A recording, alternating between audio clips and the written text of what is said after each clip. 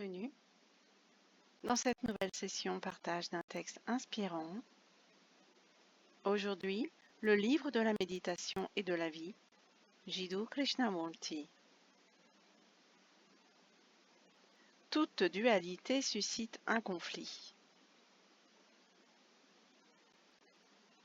Tout conflit, qu'il soit d'ordre physique, psychologique ou intellectuel, est une perte d'énergie. Soyez attentifs, je vous en prie. Il s'agit d'une chose extraordinairement difficile à comprendre, dont il est malaisé de se dégager, car de par notre éducation, nous avons presque tous été rodés à la lutte, à l'effort. Faire des efforts. Voilà la première chose qu'on nous enseigne à l'école.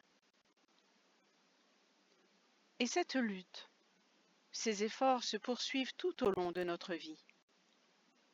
Pour être bon, nous dit-on, il faut lutter, il faut combattre le mal, il faut résister, contrôler.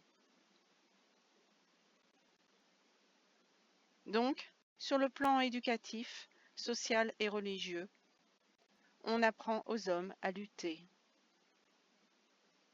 On vous dit que pour trouver Dieu, il faut se donner du mal, se discipliner, pratiquer, se torturer, à en avoir l'âme et le corps tout gauchis, renoncer, refouler, se voiler la face et se battre toujours et sans cesse, sur le plan prétendument spirituel, mais qui n'a de spirituel que le nom. Alors, dans la vie sociale, c'est chacun pour soi et pour sa famille. C'est ainsi que, de toutes parts, nous gaspillons notre énergie. Et c'est le conflit qui est le responsable essentiel de ce gâchis. Le conflit entre je devrais et je ne devrais pas. Il faut et il ne faut pas. Une fois créée la dualité, le conflit est inévitable. Il nous faut donc comprendre tout ce mécanisme de la dualité. Il ne s'agit pas de nier la distinction entre hommes et femmes, entre vert et rouge, entre lumière et ombre, entre grand et petit, ce sont des faits. Mais dans tout effort visant à créer cette division entre le fait et l'idée, le gaspillage d'énergie intervient.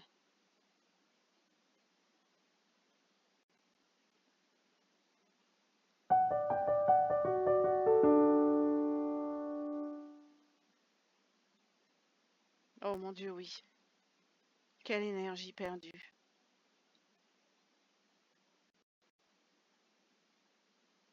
Dans la résolution des conflits.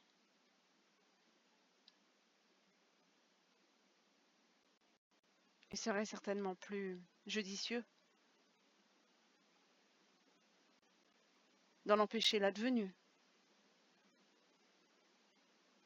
Et c'est du domaine du possible.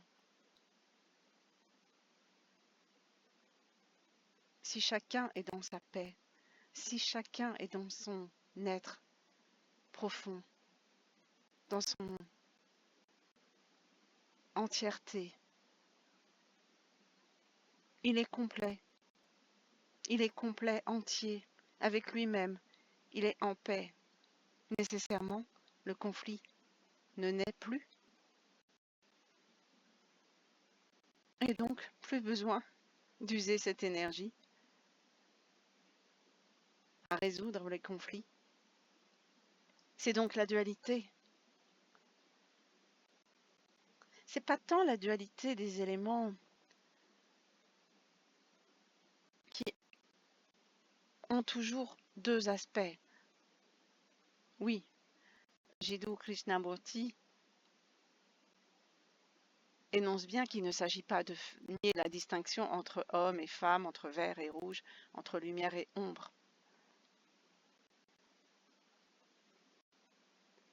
Mais en fait, la bi-unité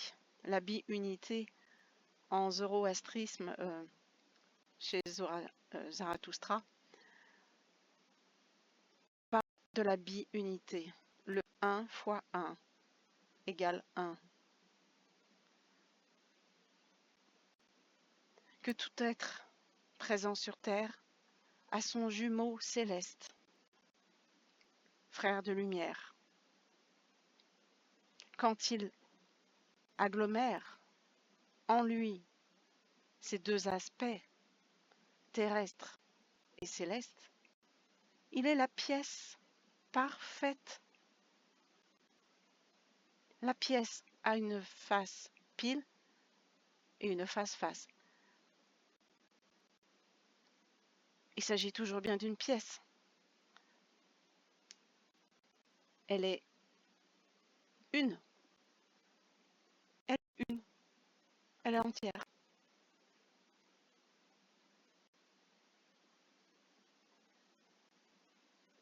La paix, donc l'inverse du conflit, de la querelle,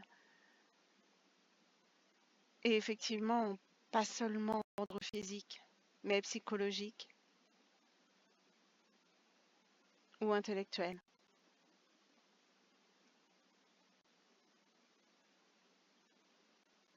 Cette paix, cette intégration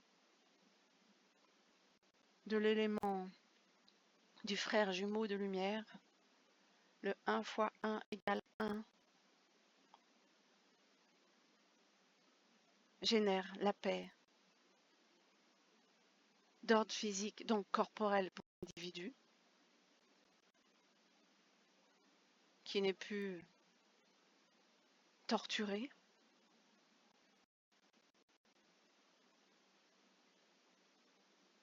et puis bien sûr d'ordre psychologique,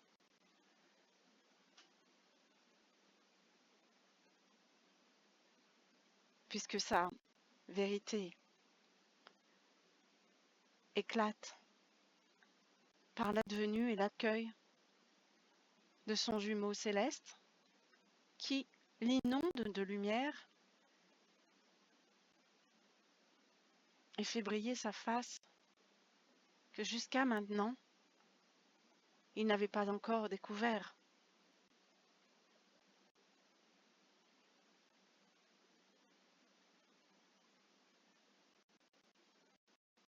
Tellement d'énergie perdue à la résolution de conflits qui pourraient tout simplement ne pas advenir.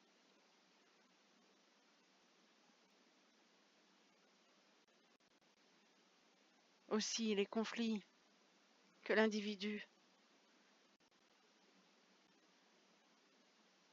génère envers lui-même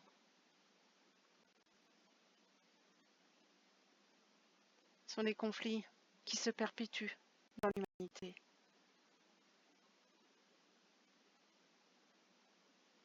Un homme, une femme, un être humain donc,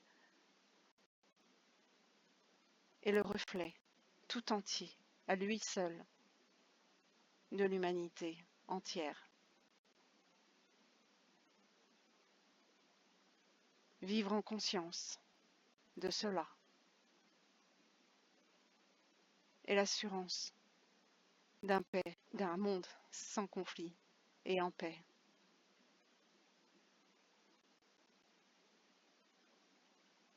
Pour soi-même et la communauté universelle.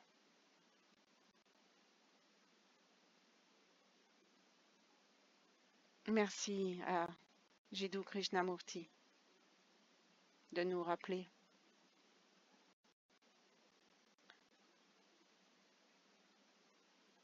cet aspect chronophage, énergivore du conflit. Nous en avons bien besoin. Merci de votre écoute. À très bientôt.